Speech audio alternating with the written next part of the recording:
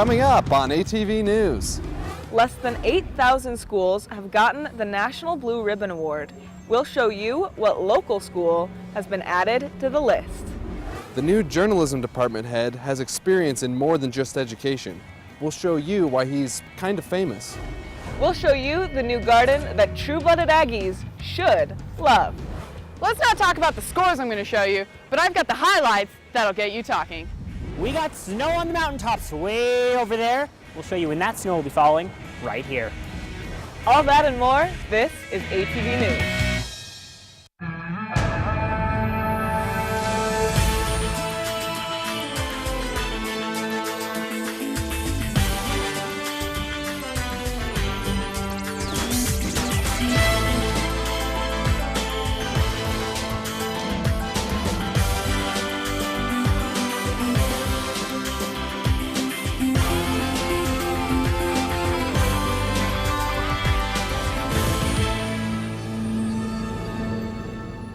Welcome to ATV News. I'm Amy Kobabe. And I'm Kaylin Taylor. Police are investigating the death of a 19-year-old male. The man ran into oncoming traffic in Millville on State Road 165 early Monday morning. Police later identified the man as Roman J. Guerca of Brigham City. Witnesses said Guerca was lying down on this road without a shirt at around 6:30 a.m. One person stopped to try and help, but said Guerca was acting incoherent and yelling. Then, suddenly, he darted away into traffic and was hit and killed immediately by this pickup truck. Traffic was diverted while firefighters cleared up the streets. Troopers quickly removed the driver from the scene after he made his official statement. He's extremely upset, as you know, I understand that. And like I said, we're going to try and make sure we do a thorough investigation to give him as much peace of mind as he can, but it's just difficult when you have a situation like this and somebody's life is lost. Investigators say they don't know if there was any medical, mental, or other impairment issues that factored into Guerca's behavior. Sardine Canyon closed to traffic this weekend, causing delays due to a crash and vehicle fire. At 8:40 p.m. near mile marker 14, an area authorities call the Big Curve, a Ford pickup hauling a camper trailer hit the median and jackknifed out of control. This is all that's left after gas from a four-wheeler on the trailer ignited, burning it to the ground as it blocked all northbound lanes of SR 91. Traffic was going both ways so fire crews could get by and put out the flames. UHP said they're lucky the accident wasn't worse. It was pretty heavy traffic up here at the time. We're lucky that nobody else was involved. UHP said there was only one person in the vehicle that crashed and he was able to get out before the fire spread. On Saturday, a Nibley homeowner heard a violent crash. She ran outside and saw a car had driven into her home. At 6:30 p.m., Jose Luis says he lost control and crashed through the front basement window of a house after hitting this parked Mazda 6. Hiram Fire Department checked the car for defects or damage, but found none. The homeowner was unharmed. It is really sad that something like that happened, but I'm more concerned about the people that was in the car. The driver was eventually able to sit and then stand on his own. He complained of back and shoulder pain, but told paramedics he'd skipped the ride in the ambulance. The driver said that it was a seizure that caused him to lose control of the car. It's business week here at Utah State. The celebration started Monday morning when a stuntman parachuted down onto campus. This helicopter is 6,000 feet above campus. Stuntman Marshall Miller is inside preparing to jump out. Miller pulled his parachute at 2,500 feet and kicked off the beginning of business week as he drifted down onto the quad. Miller said he was happy to spread the word about business week and had some advice for students. Really, you're in charge of your own future. You can do whatever you want with this life. You can be a doctor, you can be a lawyer, you can go to school. You know that the future's bright, and that's what's cool about it. And obviously I feel super fortunate. I think I have the best job in the world, but that's just me. But yeah, the true spirit of entrepreneurship is right here, you know. Do what you love, do what you're good at, and you're going to be successful at it. Business week continues until Friday night. There will be a service project on Thursday and the formal waltz on Wall Street on Friday. If you've ever won a blue ribbon, you know how the students and faculty at a local elementary school feel. Edith Bowen is a laboratory school on Utah State's campus and is now a national blue ribbon school. These students and students from 328 other U.S. schools got the award this year. It's based on overall academic excellence and closing the gaps in student performance. Students and faculty didn't know they were getting the award, so when the U.S. Secretary of Education announced Edith Bowen's name, they cheered. All the people, all the faculty members, secretaries, everybody was in that room just erupted with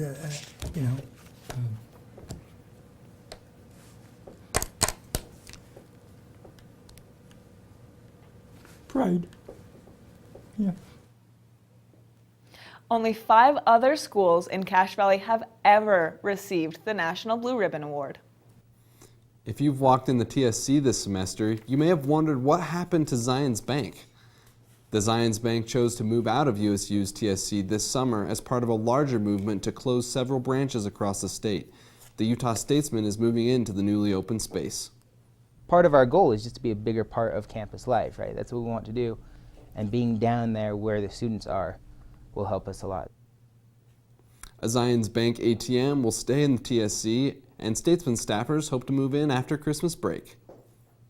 There's a new garden on campus, but if you haven't noticed it, you aren't alone. Brock Damjanovic shows us the spot that some true-blooded Aggies love.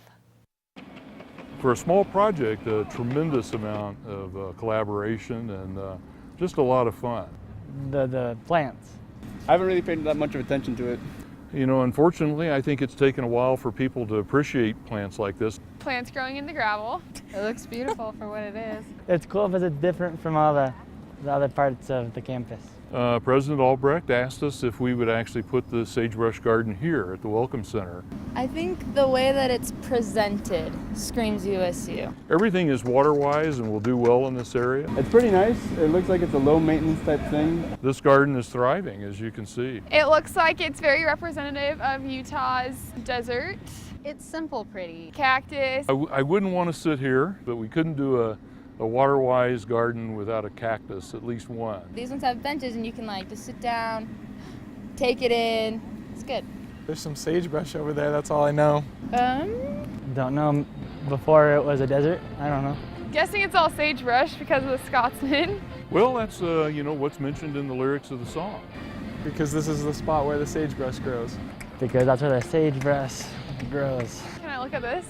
Show me a Scotsman who doesn't love the thistle. Show me the Englishman who doesn't love the rose. Show me the true-blooded Aggie from Utah who doesn't love the spot where the sagebrush grows. I skipped the second verse. Who doesn't love the spot where the sagebrush grows. Where the sagebrush grows, everybody. When we come back, tractors took time off from the field and had a parade at USU. We'll tell you why coming up. You've seen people walking their dogs on campus, but this pup's doing more than just strolling around.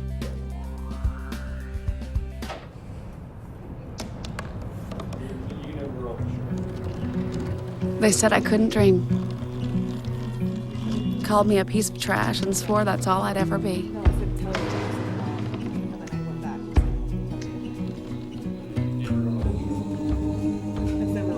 Said a bottle couldn't see the ocean. So he's saying I should have just left it should have sounds better.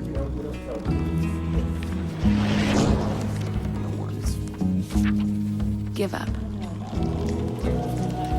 Go back to the dumpster.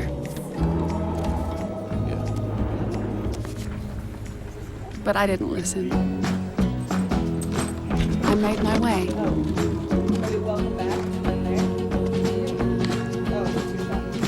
And now, I am what I've always wanted to be.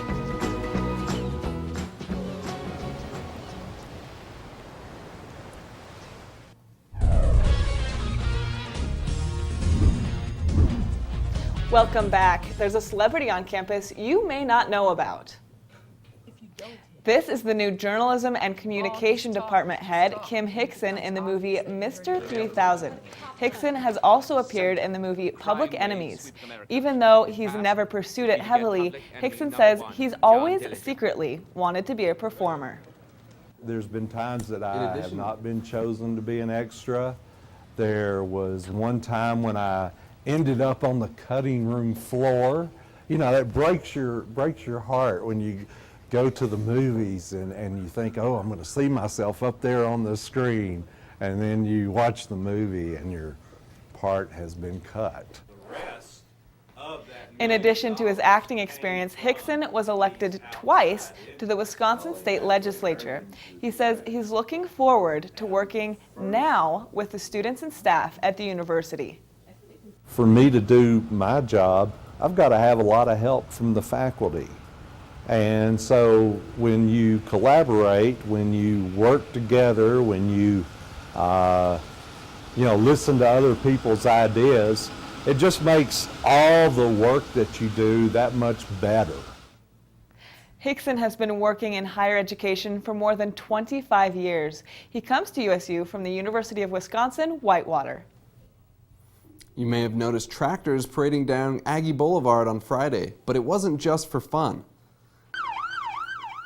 Police led the annual tractor parade. It commemorates a van crash that killed 8 students and 1 professor 11 years ago. Each tractor symbolizes a person involved in the accident.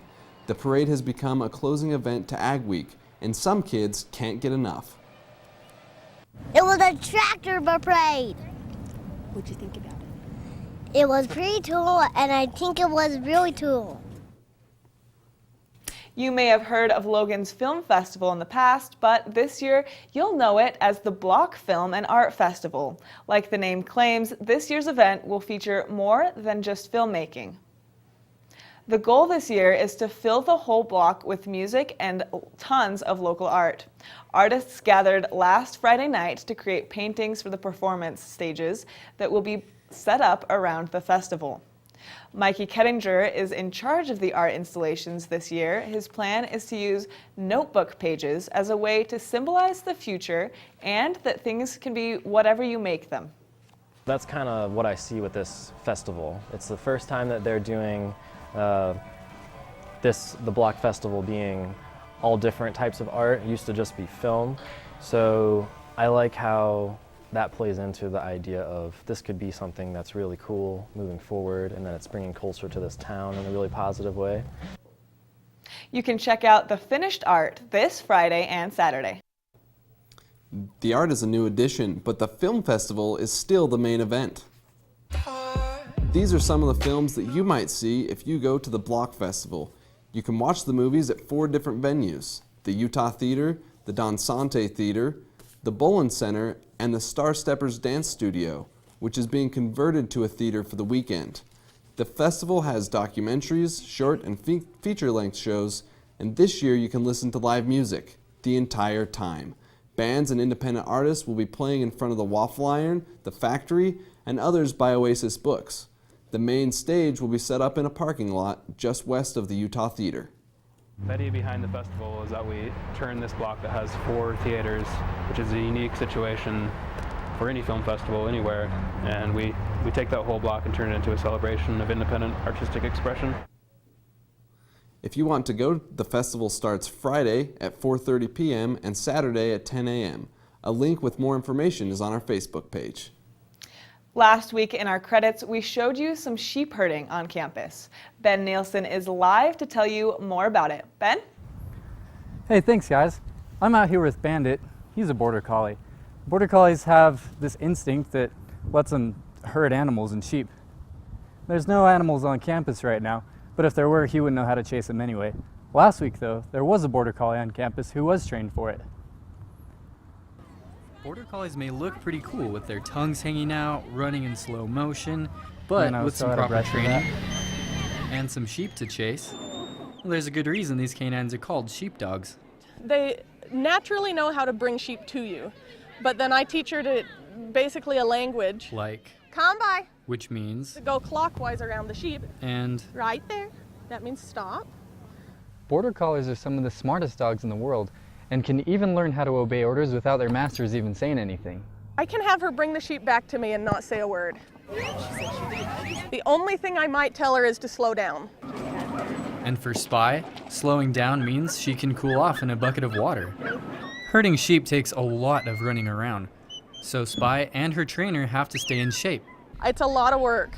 I take my dogs hiking about 15 miles a week. And it pays off when Spy's sheep herding on campus brings in a crowd. Because nobody ever expects to see sheep herding on campus. We don't really get to see dogs much because we can't have dogs in our apartment, so it's always so fun when you get to see them out here. The dog was chasing the sheep, and it was cool. With a little bit of training, or maybe a lot of training, Bandit could be chasing sheep around campus too, but right now his training is limited to sit, which he doesn't even know that well anyway. So he'll probably leave the sheep herding up to the professionals. Thanks, guys. Thanks, Ben. When we come back, ATV's Brock Damjanovic will have your Cache Valley weather report. The current temperature in Logan is 56 degrees.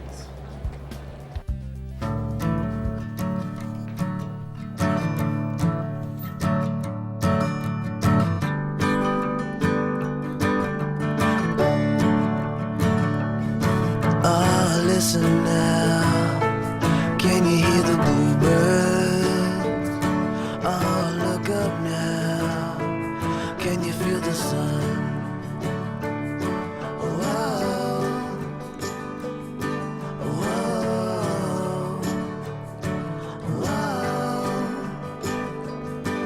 whoa,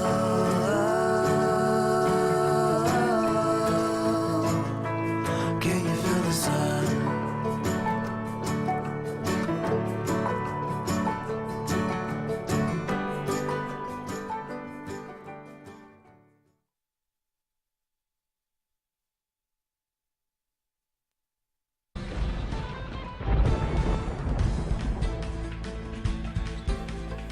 All right, thanks for joining us here at ATV News. Let's take a look at our nation's weather today. As you can tell, we've got a huge disturbance here in the middle of the United States, and what this is a front that's not actually going anywhere. Hopefully over the next couple days it will do something, but as for now we're just seeing a lot of precip around those areas. But the real news story is down here by Florida in this East Coast region where Hurricane Matthew is wreaking havoc. It just passed through Haiti, which is just below the screen here, and all of these pockets of precip are popping up right now, but evacuations are in place right now. Within the next 24 hours, their governor says that this is going to seriously hit and cause some major damage. So hopefully they're being careful and that they are being proactive with what they've been told so far. If we look at our state radar, things are a little bit better, not much. This looks a little bit scary, but it's not really. This is just the precipitation in our clouds that are bouncing back up to the satellite, and this is from last night. And what we've seen over the past couple days is we've seen some light rain showers overnight, and that's going to happen tonight, tomorrow night, and of course it happened last night as well. So it's actually been moving down from Canada over here, and soon it's going to be pushing out that direction. If we look at our 7-day forecast, we can see what that actually looks like. On Wednesday and today and tomorrow, we have a 20% chance of rain, and like I said, that's pretty much going to be overnight. Some low temperatures. It's really starting to feel like fall. There's going to be a slight increase in temperature from Wednesday to Thursday. Don't get too excited. I think you should still wear coats out to your classes. But over the weekend, things are going to get a little bit better. With 70 degrees on Saturday, 71 on Sunday, those are ideal fall conditions for me. That's not even light jacket weather. That's still short sleeve shirt, but not too cold because we're getting there, folks. And then as we move onwards, things are looking better, but like I said, they're going to be getting colder and colder as the days pass. In fact, how long until we have winter at our doorstep? Well, let's take a look at our winter forecast. Right here we have our first Logan freeze. This is going to, according to the Utah Climate Center, happen around October 13th. Of course, there's no way of really knowing, but this is kind of confirmed by the Farmer's Almanac, which predicts the first snowfall is going to happen around the 9th through 16th. Now, what it means when we see our first freeze, the temperatures are getting down around 32 degrees Fahrenheit. Things are capable of freezing. While we don't necessarily know that's what's going to be happening, that's what the chances are, and that's probably what's going to happen within this next week or two. So if you don't have a winter coat now, this weekend's probably the best time to get it, because if you look at this predicted snow level chart, you can see how bad some of our winters have been in past years. We've had a recent downward trend where our last couple winters have been pretty light in comparison to 2010, but it's going to get pretty severe here. And while that's cold, I've heard that things were even colder in our sports this last weekend. Abby, how did things look? You know, it was pretty rough for the Aggies this weekend. Coming up, I'll show you the highlights in our Aggies and more when we come back. I love the major so much. It's my 4th year in the major. The faculty in the PR department help students get more engaged in PR and get more hands-on experience in the field of PR. When I graduate here, I'll have more experience than other students have because of the classes that we take here on campus. Public relations is far the best because there's so much variety in the field. You go into marketing, corporate communications, you can become a writer because of all the things you learn within the classes of public relations. Are you frustrated with your major? I'm done. Do you wish your professors were more available to you? Do you wish your dreams of appearing on television would come true? We have the solution for you. Broadcast journalism offers hands-on experience, one-on-one assistance, and the opportunity to work with ATV News. Join the JCOM family today.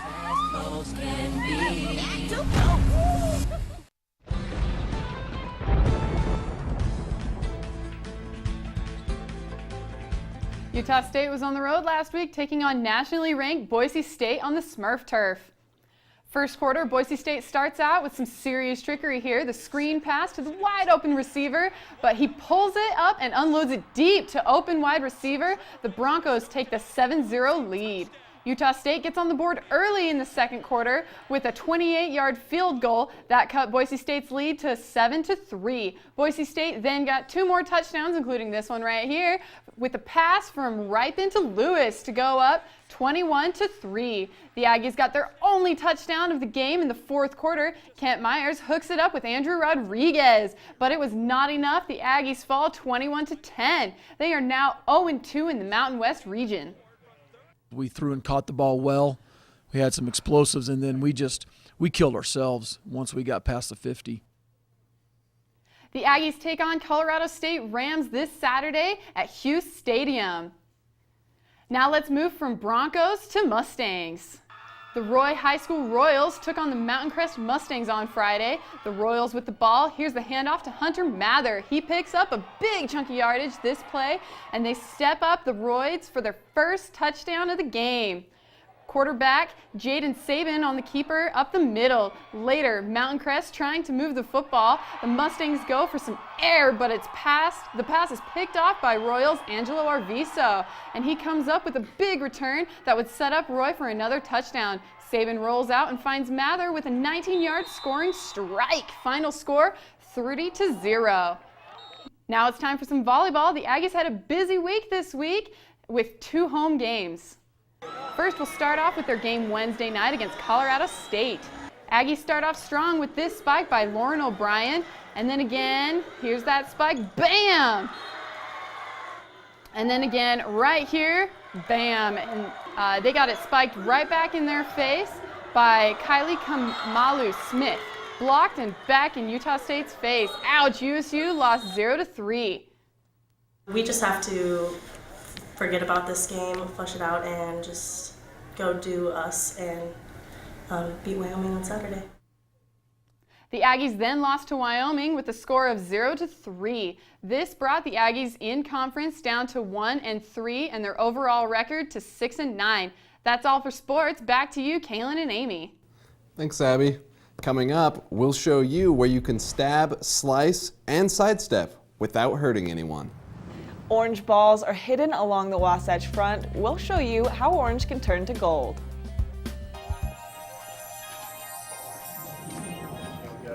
If you can say with me, imagine what you'd see if every child had a book to read. 'Cause every kid across the nation deserves a book to read, and we can make it happen right now. No, I don't know what you've been told, but kids with books learn so much more. So the mission is for us to get a book to each and every child.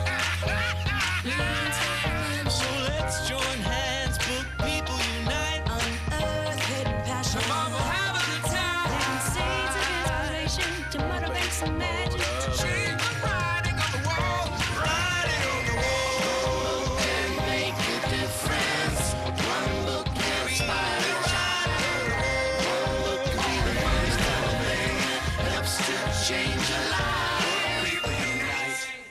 Read to a child today and spark a lifetime of ambition.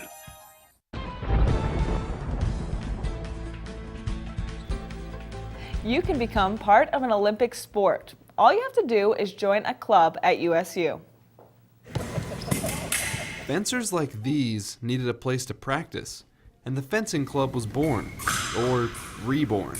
This is the first year of the revival of the USU fencing club. But isn't there already a fencing club at Utah State? They're more like a Renaissance style, more theatrical kind of fencing, where what we're doing is more Olympic style fencing. Which means that if you practice enough, they could go to the Olympics and compete in fencing. You might want to give fencing a shot. But where are you going to get all of your gear? Luckily for you, a Utah State alumnus used to be in the fencing club. A lot of the equipment here isn't actually mine. It's the owner of the club down in Kaysville. His name's Ron. But he actually had the club going here when he was here 30 years ago. The owner of Wasatch Fencing donates the blades, jackets, and chest protectors so Aggies can use it for free. This really is a great opportunity to be able to come in and fence with a bunch of other people. If swinging a sword around seems like something you need to practice before you join up, think again. We've got gear here, so if you want to learn how to fence, you're welcome to come. You know, that's how I started. I came to a club, had no idea even how to hold a sword, and here I am now. The next meeting for the fencing club is October 10th at 5 p.m. in the Hyper Room 209. Are you worried about the zombie apocalypse? A mock zombie apocalypse is happening right now at Utah State University. Zombies are infecting humans in a week-long battle until the last human stands. Until that moment, the human team is running drills in the rain. They're practicing avoiding getting infected by zombies. If they get hit by a sock, they have to change from a human team to a zombie. Nearly 230 students run for their lives from class to class. The vice president of the club says Humans vs. Zombies is about more than just an excuse to carry around a double-edged Nerf sword. He says it's a chance to build teamwork, leadership, and friendship.